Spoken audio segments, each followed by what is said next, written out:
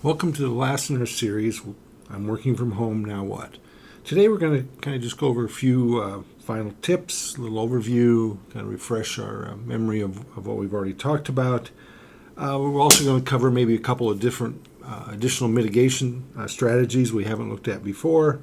In general, just kind of bring everything to close. I'm going to start by looking a little bit at some network-based mitigation, some things you can do on your computer. We'll talk some about video conferencing, a little bit about phone and social media, and then some general tips on how to defend yourself. So if we look at network attacks, we've talked about that a few times already, about things that come in over the network. There are some good practices that we use. One of those is something we call a VPN. You may have actually heard ads on TV and so on for various VPN type services. There's a good chance you working from home are already been instructed to use the company VPN. What the VPN does for you is it provides a secure channel between your computer and the organization at the other end of the VPN. The channel is encrypted. As you know, you have to log in order to use this VPN. So that's a very good thing to do. We'll talk about some places here in a little bit of sometimes you may want to turn off the company VPN. Another thing we hear people talk about a lot is firewalls. Firewalls are something we more often think of as being in large corporations to protect the company. Firewalls typically deal with inbound types of attacks. Now, most of your computer systems, your Windows or Apple, will have built-in firewalls, and generally they're configured to run straight out of the box. So, the only real word of advice I have with firewalls is there's occasionally your firewall will, in essence, wake up and tell you you're about to do something. This is especially true with malware that is trying to run and use the network. These firewalls on your computer will typically prevent a new program from trying to use the network. And so if it comes up and gives you a message like that, again, you want to look closely at that message and make sure that it really is a legitimate program that wants to use the network versus potentially malware. We've talked off and on about home wireless. It's a good thing to have encrypted wireless and to have a good password with that encrypted wireless. Now that we're all at home, we're all using the same wireless network. Again, you just want to make sure you have a good password to keep others from using your wireless router. If we think about protecting your computer, we've already talked about malware and virus scanners. There's a lot of them out there. A lot of them are free. They're pretty much all the same. Some of them may have come with your computer. And in many cases, the computer you brought from work already has something installed. And so that's just, again, a good thing to have on your computer. We've talked over and over about backup. We're going to keep mentioning that. Please back everything up. And again, back it up to a separate device, whether that's being backed up to the cloud through various services, or whether that's backed up to an external hard drive. Again, if it's an external hard drive, make sure you remove that when you're not doing the backup. And a big thing is just to kind of separate computers, your work computer from your personal life. And again, when you're on the company VPN, remember all your traffic is being routed through the company. So that might be another reason to separate your personal life, your personal computer activity from your work computer. And again, make sure you keep people off of your work-based computer, your kids or whoever. As again, they may not practice the same level of security that you need when you're using that device. Some general tips on email. We've had an entire section on email. One of the things that you want to kind of, and you already do know this. You know what your you know what email looks like when it comes from your boss or from other people that you're working with.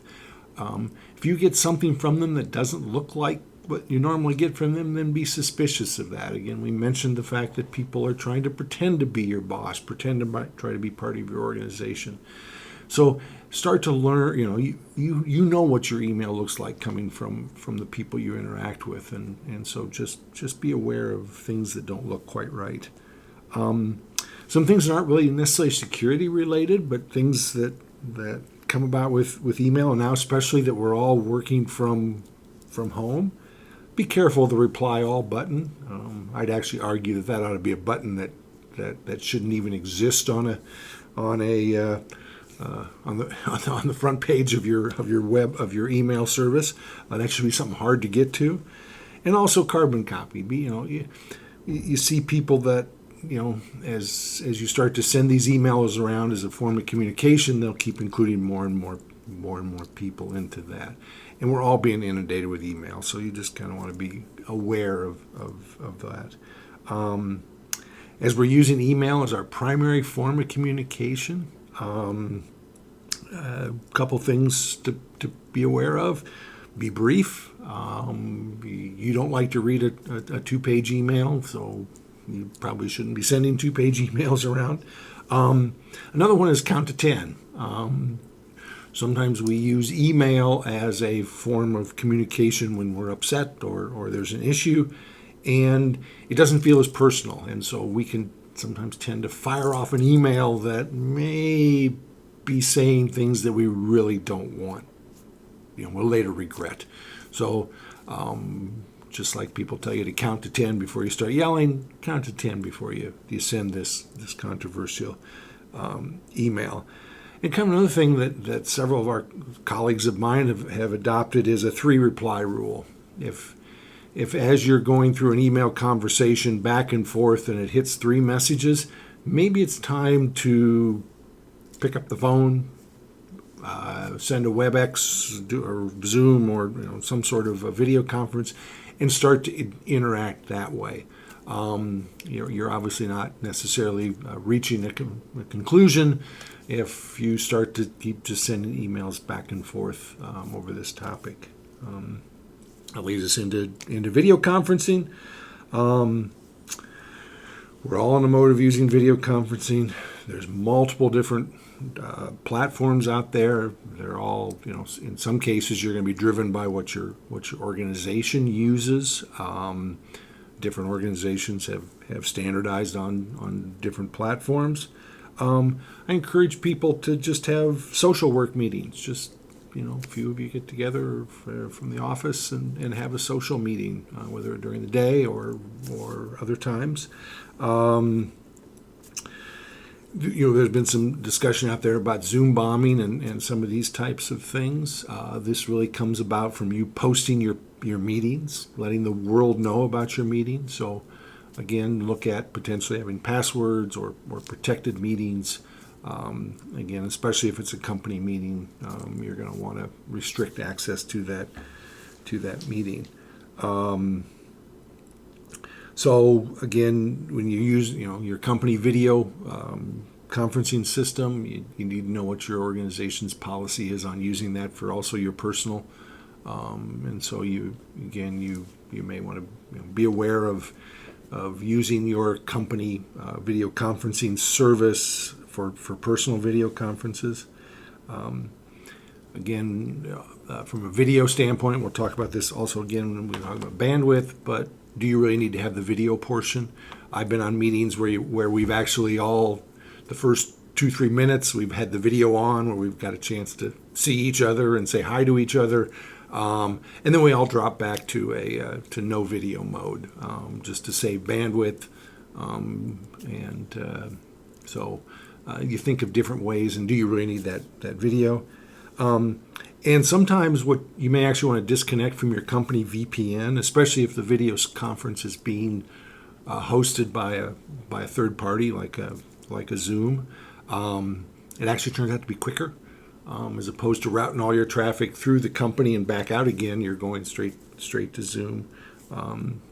Now, when you've disconnected, you may not have access to your company resources, so you kind of need to be a little careful of some things may not work if you do that disconnect. Moving on to the phone, we really haven't talked a whole lot about your cell phone from a phone standpoint, or even your landline for the very few people that have landlines. But we all know caller ID can be spoofed, and we're seeing a lot of this phone scams. They know you're at home. They know that the phone is now becoming used a little more as a way to communicate. Again, just as with email, no legitimate business or organization is going to call you and ask you for information that they already have on you. They're not going to ask you for your social security number. They're not going to ask you for your credit card number. They're not going to call you and ask for any of that type of information that they should already have. And phone scammers play a lot on fear, emotion. So big thing is just to hang up. There are ways to report these types of activities. And that's all part of a tip sheet that we're going to have available on the website. So again, just be careful of what you get with the phone. We're all on social media a lot, and there's various good things about social media. It helps us keep connected, etc. But be kind of careful what you do with social media. There's a lot of ways that attackers use this to collect information. Some of the surveys, quizzes, and those sorts of things that you're part of are used often to build profiles about you, profiles that may be used for misinformation, may be used for potential attacks, etc. They use it to learn about you. So if they may be looking to come after, to use your information, remember back when we talked about passwords, they use this to learn about you and the kind of things that you're doing, who's your pet, and that type of thing. They also may learn things that may answer those security questions that some websites still have. That answer these. Here, give me the answer to these 3 security questions in case you forget your password. So they may use social media to help figure that out. They may also drive you to certain websites. So social media often will have links to various websites. So again, be careful of where you're being driven to. A little bit about bandwidth. We're all now at home. We may be at home with multiple family members, all of which needing to learn online, needing to work online. And so bandwidth starts to become a real challenge. A little bit about bandwidth. Typically, your download speeds are faster than your upload speeds. So, which is a good thing because most of what we do is downloading. But you're going to, you may want to have certain times of the day when you limit what people are doing. Maybe there's, you have an important call. So, okay, nobody's streaming Netflix during this time. Again, we talked about video conferences. Turning off your video is a way to help conserve bandwidth. Some of you may be forced to use your cell service for bandwidth for your internet connection. That may sometimes be problematic. I've talked to people who are in rural settings, and they've actually gotten into points of time when their cell service didn't work because multiple people were all trying to use the cell service at the same time for these hotspots. So you just got to kind of be aware of these bandwidth issues.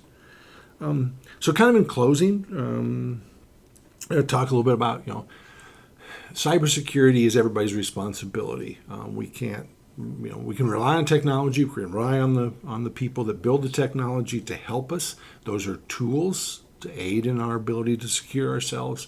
But we all have to take some type of responsibility, in part because the attackers are coming straight after us. And they're figuring out ways to bypass this technology. So we just need to take security seriously. We need to think about it in context of everything we do. Assume you and your organization are a potential target, and hopefully through this series you've learned to be a little more prepared and to help react. Hopefully this has helped you react or be safer online. A couple things in closing. just want you to remember to take a break. One of the things and I find myself doing this, my computer, when it's at home, when I'm using it sometimes, it's sitting on the kitchen counter, the island, and it's there all the time, and I'm sitting there and I hear it beep that an email comes, and my tendency is to get up and go look at the email. And I don't do a very good job of this, but really we ought to be putting our computer to bed. The computer should have a bedtime, but we have this tendency. It's home, and we're working from home, and it interrupts us all the time we're awake. And part of that, just kind of social distancing ourselves from technology in general. Have some time where you shut it all down. Go outside, do whatever, but we're married to this technology. It's so integral in our lives, and now we've brought this home, and so work has now become home. It's happening at home, and so we more so than ever need to socially distance ourselves from the technology. I want to thank you for listening to this series. Hopefully you found it useful. If you have any questions, please email iacyberhub@infraguardu.org, and we will try to answer them as soon as possible. So again, I want to thank Iowa State University, Des Moines Area Community College, the Iowa Cyber Hub, for helping put all this together. Again, this is freely distributable under the Creative Commons license. So again, thank you.